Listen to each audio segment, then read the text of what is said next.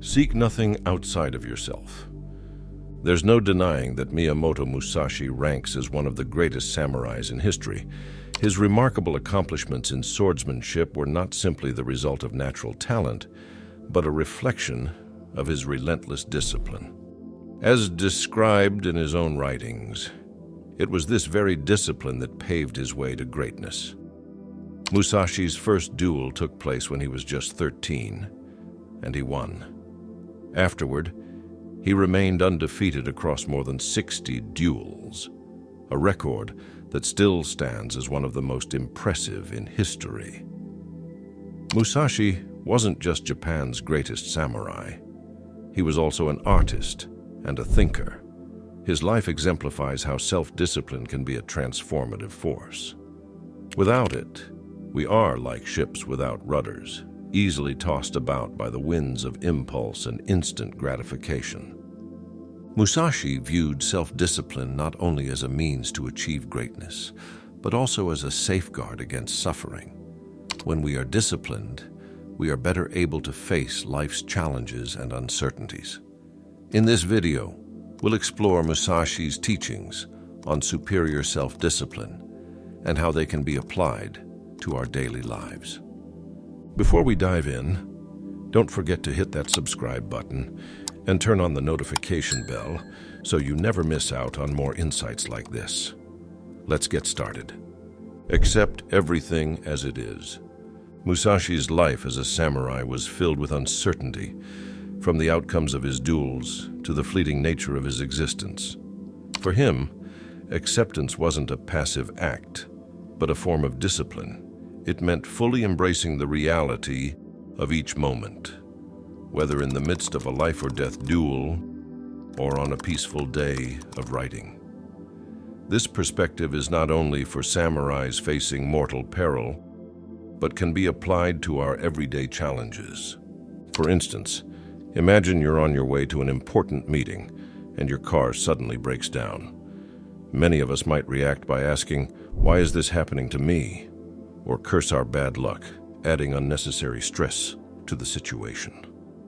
Musashi would advise that instead of labeling the event as bad and letting frustration spiral, a disciplined person sees it for what it is. The car is broken and needs to be fixed. The next step is to focus on finding solutions, calling for a tow truck, informing those waiting for you, and figuring out how to resolve the problem. This idea mirrors the Stoic philosophy of Epictetus, who said, "We cannot choose our external circumstances, but we can always choose how we respond to them." While we have no control over what happens to us, we always control how we react. Musashi also warns against labeling events as good or bad. He argues that these labels are not inherent to the events themselves, but are mental constructs we impose upon them. When we adopt a disciplined mindset, we free ourselves from these limiting judgments. Do not regret what you have done. Guilt can be a helpful emotion, signaling that we've crossed an ethical boundary. For example, if you've said something hurtful, feeling guilty is a natural and constructive response. It shows that you care about the impact of your words and gives you the opportunity to correct your behavior. However, many people confuse guilt with regret, though the two serve different purposes. Guilt is an emotional signal that helps us adjust our behavior, while regret is a mental state that can paralyze us. Regret lingers like a cloud, taking up valuable mental space and impeding discipline. Musashi didn't have the luxury of dwelling on regret. He had to focus on the present moment and on actions that would keep him alive. This is why he stressed the importance of a clear mind for effective decision-making, something that regret can severely compromise. To maintain discipline, it's vital to keep our minds free from distractions. Regret is one of those distractions. Whether you've made a poor investment or stayed up all night, playing games and missed an important meeting, regret won't help you fix anything. Instead of getting stuck in a cycle of regret, focus on taking proactive steps to address the situation. It's okay to make mistakes and learn from them, but we must not let those mistakes turn into an emotional pit of regret. Our goal should be to learn, improve, and move forward. Be indifferent to where you live. For Musashi, where you lived was secondary to the discipline and mindset you carried within yourself. Whether in a peaceful temple or amidst the chaos of a battlefield, his inner state remained unshaken. Many of us fall into the trap of believing that a change of location will solve all our problems. We imagine that a new place will bring us lasting happiness, but Musashi teaches us that the key to contentment lies in our mindset. True happiness is an internal state. While a new place might offer a temporary lift, if you're not aligned with your purpose or inner peace, that happiness will fade. This echoes Confucius's words, "No matter where you go, there you are." Musashi also prepares us for life's unpredictability. On our journey of self-improvement or mastery in any field, we may find ourselves in situations we never anticipated, whether moving to a new country or adjusting to unfamiliar cultures. These changes test our mental and emotional strength. Instead of focusing on where we are, Musashi encourages us to think about how we are. Are we adaptable, resilient, and committed to our goals? These qualities will help us thrive, no matter where life leads. To know 10,000 things, know one well. In today's world, we're constantly overwhelmed with endless choices and career paths. We may feel drawn to a wide variety of interests, from sports to computers to the arts. While having multiple interests isn't inherently bad, it can sometimes lead to shiny object syndrome, where we jump from one trendy pursuit to another, abandoning each as soon as something new catches our attention.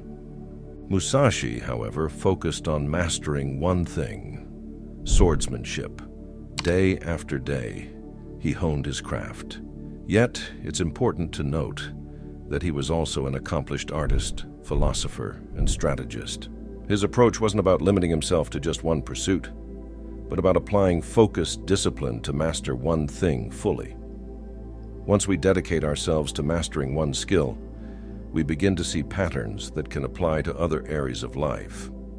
For Musashi, his strategy was based on patterns he observed in duels, which he then applied on a grander scale. In modern life, this principle can be seen in the resilience we build by learning how to adapt in any situation. If you know how to study for one exam, you'll know how to study for others. If you learn to adapt in one job, you can handle any task. It all begins with mastering one thing first. Only then can you truly know 1,000. Never let yourself be saddened by a separation. Given Musashi's life as a samurai, constantly facing life or death situations, this principle likely held deep meaning for him. Separation, whether from a loved one, a place, or a familiar life, is an unavoidable part of being human. Whether it's moving to a new city for a job or losing someone close, separation can be difficult. Musashi teaches us that the discipline lies in acknowledging the sadness, but not allowing it to derail us from our path. The concept of separation extends to material possessions as well. Musashi warned against attachments to things like a car or a smartphone. If these things were taken from us, would we lose our sense of self? Musashi cautions that such attachments create emotional bondage. True discipline is found in detachment, understanding that while we can enjoy things, they should not own us emotionally. Never be jealous. You might wonder how jealousy ties into discipline. Musashi often targeted the mental barriers that prevent us from being disciplined, and jealousy is certainly one of them. Picture yourself scrolling through social media and seeing a friend land their dream job or travel to an exotic destination. It's easy to feel jealous, thinking that you're missing out or not achieving enough. But jealousy diverts our focus from our own path and our self-improvement. Imagine if Musashi had spent time being jealous of other swordsmen. Would he have become the legendary warrior we revere today? Highly unlikely. In the samurai world, where life and death were separated by a mere instant, there was no room for distractions like jealousy. Musashi focused on improving his skills and understanding his strengths and weaknesses. Jealousy would have been a waste of valuable time and energy, resources better spent on becoming the best version of himself. Like Musashi, we can't afford to let distractions pull us away from our discipline. In the age of social media, where envy is rampant, it's more important than ever to stay focused on our own growth. So, when jealousy tries to take hold, remember Musashi's unwavering commitment to his craft, and use that as motivation to invest in yourself and become the greatest samurai in your own field.